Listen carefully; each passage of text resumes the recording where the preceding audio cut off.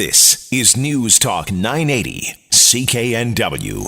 Brexit back in the news with the UK Prime Minister Theresa May making it pretty clear yesterday that Britain is not going to remain in the EU single market. And meanwhile, just days away from the President-elect Donald Trump's inauguration, the new government is proposing a tax change, Linda, that could actually deal a knockout blow to Canada's reeling oil patch. Let's bring in Michael Campbell, host of Canada's #1 rated financial show, Money Talks, to explain the implications for all of us. Mike, let's start with this latest of Brexit from the UK Prime Minister. Well, since that June vote, everybody's wondering what's going to happen. How is it going to manifest? Well, Theresa May came out yesterday, made it very clear they are not going to be part of that single European Union market. And keep in mind what that meant, though. If you're part of the single market in the EU, you're talking about the free movement of goods, of services, capital, and people. That was a big sticking point. And then you got to comply with all those EU rules and regulations that are originating out of Brussels. Well, that was a big problem. I mean, I think Theresa May has been very consistent since October that her two top priorities are controlling EU immigration. That was a big issue, and they want to withdraw from the jurisdiction of the European Court of Justice, which, of course, then just translates they are not going to be sort of halfway in, halfway out. They're not going to be part of the European single market. But she does seem to want some sort of trading relationship, as any prime minister would. What's the plan there? Yeah, absolutely. I think that's important to understand, because right now we're talking a lot about globalization, and a lot of people are taking the election of Donald Trump and Brexit as sort of indications that people are anti-globalization. Well, they're very different situations in Britain and in the U.S. I mean, think about this. Donald Trump projects free trade. He's a protectionist. He wants to rewrite trade relationships. He threatens companies for manufacturing in Mexico. He's going to use tariffs, taxes, any other means to thwart global competition. Prime Minister May, she's made it very clear, by the way, she wants to continue that trade relationship with the EU.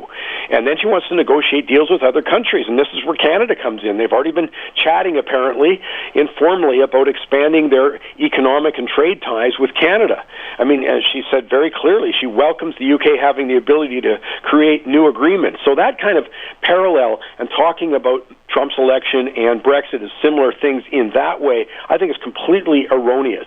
The UK is very clear what they wanted, and they want more trade. They want the relationship to continue in that way with Europe, and anything goes in the U.S., we'll see.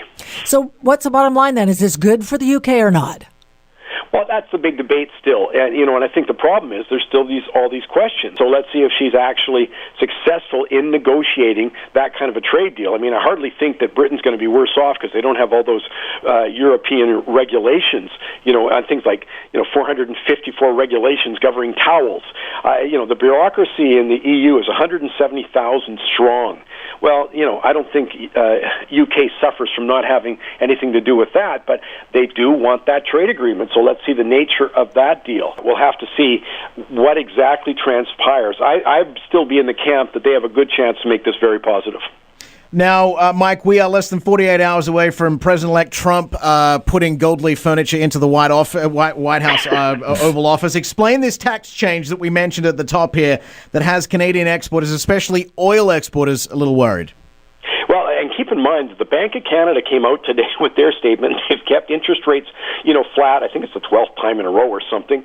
And they're saying that we're going to get growth of 2.1%. And then they said this: none of this takes into account protectionist measures that are kind of being bandied about in the U.S. If that's the case, this spells very big problems for the Canadian economy. And arguably the top of that list is what you're alluding to here, Drex, which is the border adjustment tax, a phrase you're going to hear a lot more of. And it's part of a larger tax reform bill, pushed by Paul Ryan. Now, keep in mind, obviously there's a lot of focus on Mr. Trump's inauguration, but the big thing here was it also has a Republican House and Senate majority. Well, that means a whole bunch of stuff, but one of them is they've been looking for some tax reform, and I don't think how it affects Canada is the top of the list. And so the thing that they're talking about is that businesses that import, goods, in our case it's going to be oil, is going to be a big part, but other goods, in order to do their business, that's no longer tax deductible. I mean, right now, any costs associated with business are tax deductible in arriving at a profit. Now they're saying, no, we're not going to let you deduct those costs that are getting, from imported goods that you're using. Well, my gosh, that's the equivalent of increasing the cost of imported goods by about 25% for any business. So that's what the big deal is. So how specifically does this affect the oil patch? Yeah, and it's interesting. I think this has just dawned on a lot of people on this one. Let me just be in simple terms. It just means that when our producers produce oil, and then then Americans import it and use it in their business, they can't deduct it. So in other words, sort of the cost of using Canadian oil just went up. It makes our oil less competitive than oil that's produced domestically. And remember, one of the major stories out of the States is how much their oil production continues to grow. And, we had a report, I think it was about a week ago, talking about energy self-sufficiency again in the U.S.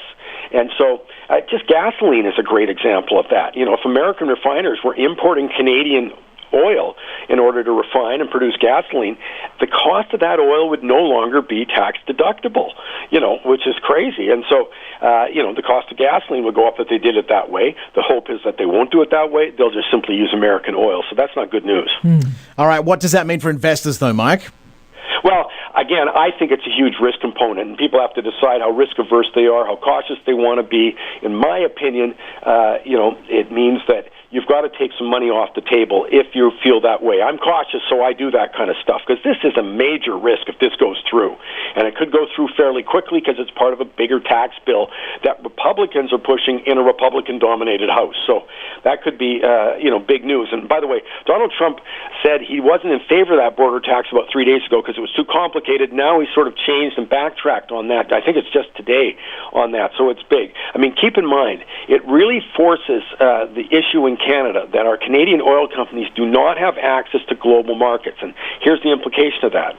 And that is, our oil, Canadian Select Crude coming out of Alberta, is at a $13 discount, I think, this morning from world prices that you hear, quoted all the time, like $50 oil, $52. We get a big discount for that, and that's billions of dollars for government and for the companies.